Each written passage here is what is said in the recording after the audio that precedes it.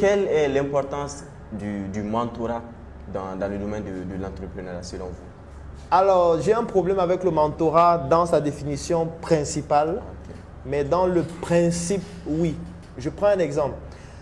Généralement, chez nous, quand on parle de mentor, on parle de quelqu'un voilà, qu'on suit, qui nous inspire, qui a réalisé de grandes choses, qu'on rencontre régulièrement, il nous donne les conseils, il nous donne la voie à suivre, c'est lui qui nous dit comment est-ce qu'on doit se comporter et tout. Moi, je ne crois pas en ça. Tu vois, moi, je ne crois pas en ça. Pourquoi? Parce que je trouve déjà qu'on ne peut pas faire ça gratuitement. Tu vois, parce que parfois chez nous, quand quelqu'un dit « je veux que tu sois mon mentor », c'est une manière de dire que je veux que tu m'accompagnes gratuitement, je veux que tu me formes gratuitement, je veux que tu me partages ton expérience gratuitement. Beaucoup de personnes sont décédées comme ça. Beaucoup de personnes sont entrées dans des cercles ésotériques comme ça. Beaucoup de personnes sont devenues homosexuelles comme ça. Parce que personne ne va t'accompagner gratuitement. En fait. Donc moi, je ne crois pas en ça.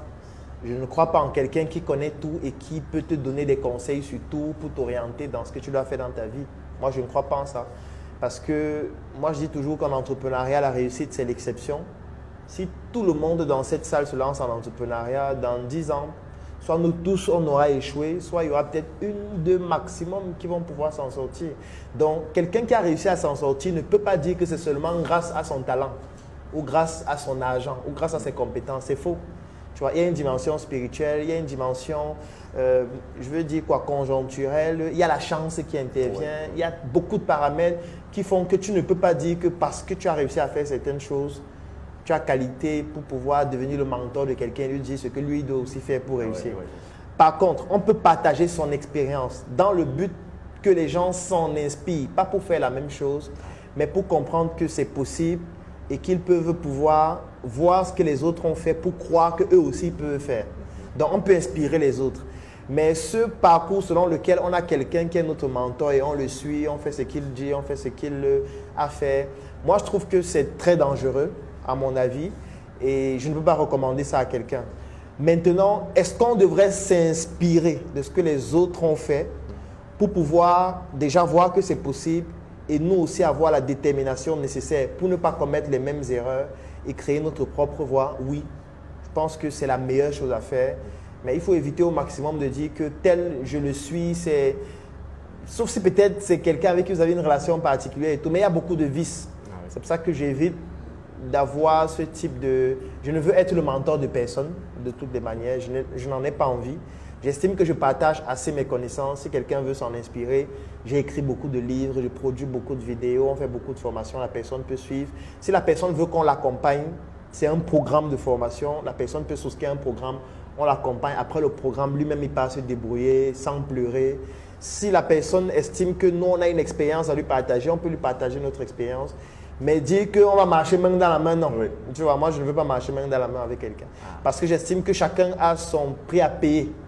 Chacun a son chemin, chacun a son fardeau et il doit payer le prix. Il ne faut pas qu'il pense qu'il y a quelqu'un qui va tenir sa main et comme on tient sa main, il ne va subir aucune difficulté, il va seulement avancer. Non, ça n'existe pas. Du moins, je n'y crois pas. En parlant d'écriture, vous avez écrit des œuvres. Oui. Il y a des formations, certaines de vos formations sont sur l'Internet. Oui. Et cela ne vous a pas empêché d'écrire également des œuvres. Pourquoi est-ce que vous vous dites qu'il faut que j'écris des livres? C'est pour un autre public ou bien c'est pour... Bon, les livres déjà pour plusieurs raisons. La première raison, c'est parce que aucune vidéo ne remplace un livre. Aucune vidéo. Ça veut dire quoi? La vidéo, c'est un peu comme le récapitulatif de ce qu'on pourrait retrouver dans un livre.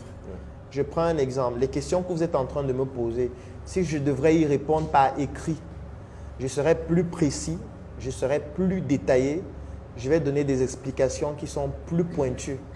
Quand c'est en vidéo, je donne juste un récapitulatif. Je donne juste quelques idées globales. Donc, quelqu'un qui s'arrête sur la vidéo, en fait, il a 5-10% maximum de ce qu'il faudrait savoir, même s'il est en train de discuter avec la bonne personne. Ce n'est pas pour rien qu'à l'école, on utilise les livres, à l'université, on utilise les livres, ainsi de suite. Parce que le livre, on s'assoit, on pose un problème, on réfléchit suffisamment et on essaye d'expliquer de la manière la plus détaillée possible le problème en question en analysant tous les cas de figure, en prenant des exemples, en ouvrant des pistes de réflexion, ainsi de suite. Donc, ce qui fait que le livre est toujours plus approfondi qu'une vidéo ou qu'un support sur Internet.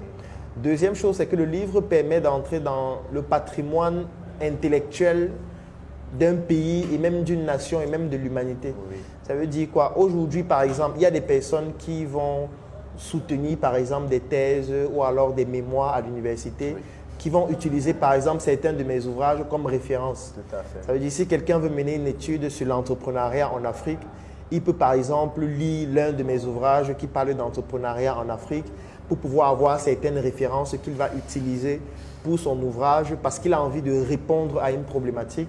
Donc, mon livre va pouvoir l'aider à pouvoir répondre à cette problématique-là parce que j'ai travaillé dessus, j'ai écrit dessus. Alors que si c'était juste une vidéo, ça ne pouvait pas être aussi approfondi que ce que lui recherche pour pouvoir apporter des solutions complètes. Donc, le livre permet déjà d'entrer dans le patrimoine, le livre permet de devenir immortel, le livre permet de pouvoir expliquer sa pensée de la manière la plus détaillée possible. Et aussi, le livre permet, si on veut aller sur le côté purement économique, de gagner de l'argent.